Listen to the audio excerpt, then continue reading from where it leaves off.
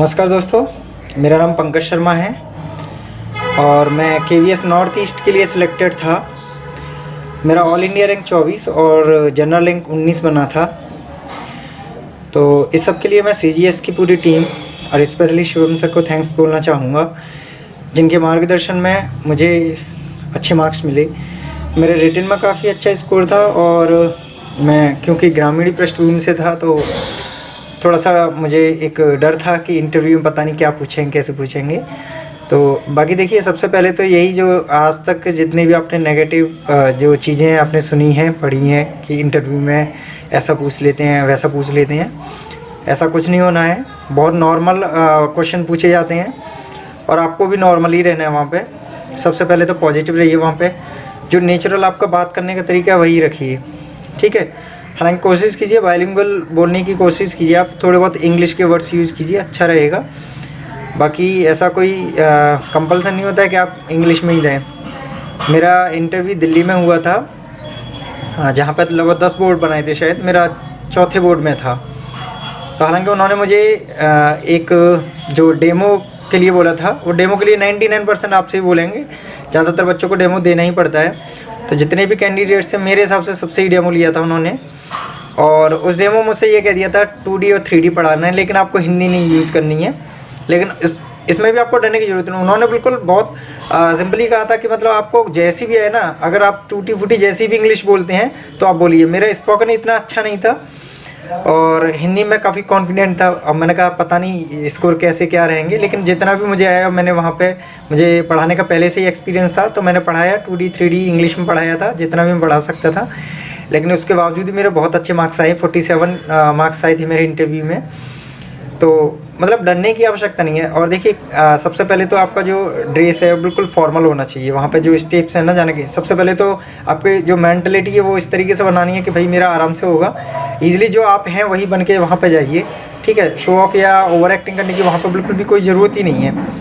और दूसरा, ये जो आप देख रहे हैं, यही मैं शर्ट पहन के भी यही शर्ट पहन के गया था मैं इंटरव्यू में, क्योंकि वहाँ पे एक्चुअली जो ट्रेंड था इंटरव्यू में वो नेवी ब्लू शर्ट का कुछ ज़्यादा था, तो मैंने कहा थोड़ा सा अलग पहन के जाता हूँ बस। बाकी फॉर्मल रहिए। और देखिए, क्वेश्चन क्या पूछे जाते हैं वहाँ पे मैं आपको बताऊँ। वो आपसे मतलब जो क्लासरूम मैनेजमेंट के जो क्वेश्चन है वो थोड़े से ज़्यादा पूछे गए थे मुझसे। मतलब आप जो मैं, क्योंकि मैंने बताया था मैं एक्सपीरियंसड हूँ, तो मुझसे पूछा था आप बच्चों को कैसे हैंडल करते हो, जो शरारत करते हैं या जो कमज़ोर हैं, और आप नया क्या कर सकते हैं, इस तरीके से क्वेश्चन थे। और ये भी पूछा था कि मैं एक्चुअली BE किया हुआ था, इंजीनियरिंग बैकग्राउंड से हूँ। तो उन्होंने पूछा कि आप इंजीनियरिंग करने के बाद यहाँ पे क्यों आए हैं। तो मैंने बताया सर कि इंजीनियरिंग के दौरान ही मैं कुछ छोटे बच्चों को पढ़ाता था, जो मकान मालिक के बच्चे थे। उन्हें पढ़ाते हुए मतलब मैं महसूस करता था कि इस लाइन में बहुत बेहतर कर सकता हूँ, क्योंकि मैं बहुत अच्छे से आसानी से उन्हें समझा पा रहा था। और जैसे जैसे टाइम गुजरता गया, मुझे ये लगने लग गया कि भाई असली उद्देश्य मेरा टीचिंग में ही आना है, ठीक है। तो वहाँ पे भी वो इंजीनियरिंग फील्ड भी बहुत अच्छा है मेरे लिए, लेकिन ये इसमें मैं ज़्यादा बेहतर कर सकता हूँ, ऐसा मैंने जवाब दिया था, ठीक है। उन्हें कितना अच्छा लगा ये तो वही जाने। दूसरा, पोइम वगैरह, देखिए पोइम मेरे हिसाब से कम ज़्यादा नहीं तो 3 से 4 हिंदी और इंग्लिश में, मतलब 3-3 4-4 कम से कम होनी चाहिए। उसकी वजह ये है कि ज़्यादातर बच्चे वहाँ पे क्या था, जब पोइम सुन रहे थे तो ट्विंकल ट्विंकल लिटिल स्टार वाला सभी लोग सुना रहे थे, तो उन्होंने ये कहा था कि भाई सभी एक ही पोइम क्यों सुनाए जा रहे हैं। तो कम से कम 3 से 4 आप अपनी पोइम रखना, हिंदी में भी अलग 3 और इंग्लिश में भी 3, ठीक है। बिल्कुल सुनेंगे। और आपका थोड़ा कहने का तरीका वगैरह वो थोड़ा अच्छा होना चाहिए आपका, मतलब वहाँ पे रिप्रेजेंट कैसे करते हैं, आपके स्किल्स ही देखे जाते हैं वहाँ पे, नॉलेज वो आपका एग्ज़ाम में चेक कर चुके हैं, ठीक है। और देखिए, रिटन में जितना ही मार्क्स आए हैं अच्छी बात है, लेकिन देखिए कई बार ऐसा होता है कि बहुत ज़्यादा मार्क्स लाने के बावजूद भी आप इंटरव्यू में फेल हो जाते हैं, या फेल का मतलब ये है कि आप बहुत कम गेन कर पाते हैं। और एक बंदा जो कम नंबर पाया लेकिन उसने इंटरव्यू में आपसे ज़्यादा मार्क्स ले लिए, तो उसके चांसेस काफ़ी बढ़ जाते हैं। एग्जाम्पल, जैसे मान लो किसी बच्चे के 105 नंबर आए, कट ऑफ 100 पे है, ठीक है, और एक बच्चे के आए हैं 115 के आसपास नंबर। अगर अचानक से देखा कि उसके इंटरव्यू में 115 वाले के 27 नंबर रह गए इंटरव्यू में, और जिसके 100 नंबर थे उसके 56-57 नंबर तक आ जाते हैं इंटरव्यू 60 में से, तो वो बाजी मार ले जाएगा। तो इसलिए मतलब इंटरव्यू को भी वैसे हल्के में ना लें, बाकी नॉर्मल रहे। मैं ये कह रहा हूँ, मैं डरा नहीं रहा हूँ, इंटरव्यू बहुत सिंपल तरीका है। मतलब जैसे मैंने डर महसूस किया था, लेकिन ऐसा कुछ था नहीं वहाँ पे। और मतलब मैंने जितना इंटरव्यू दिया था उसके हिसाब से 47 काफ़ी सही स्कोर है, ठीक है। और दूसरा बायोडाटा जो आप बनाते हैं, बायोडाटा बिल्कुल ऑनेस्टली मतलब ऐसा बनाना चाहिए जो मतलब उसमें केवल सही और केवल सही बातें ही रखें, ठीक है। वहाँ से वो पकड़ते हैं क्वेश्चन। मैंने बायोडाटा में एक जगह होता है, लास्ट वाला पॉइंट होता है सूटेबिलिटी फॉर द पोस्ट। उसमें वो आपके मतलब आप कैसे योग्य हैं उस पद के लिए, ये पूछा जाता है। तो वहाँ पे एक मैंने वर्ड यूज़ किया था, I don't have nostalgic feelings. मैंने कहा था कि मतलब मैं नॉस्टैल्जिक फीलिंग नहीं है, मतलब मैं नहीं रखता हूँ मेरे पास मतलब एक तरीके से मैं नॉस्टैल्जिक नहीं हूँ। नॉस्टैल्जिक का मतलब वही गृह प्रेमी, बार बार घर भागने का मन करता है ना। और ये मैंने वर्ड इसलिए भी लिखा था क्योंकि देखिए हम नॉर्थ ईस्ट में जा रहे थे असल में, और वो घर से तो बहुत दूर है, मैं आगरा से हूँ। तो भाई वहाँ पे जा रहे हैं तो आपके अंदर मतलब इतना होना चाहिए कि जहाँ पे भी आप जा रहे हैं दूर, वहाँ पे आप आराम से आसानी से पढ़ा सकें, बार बार घर की याद ना आए।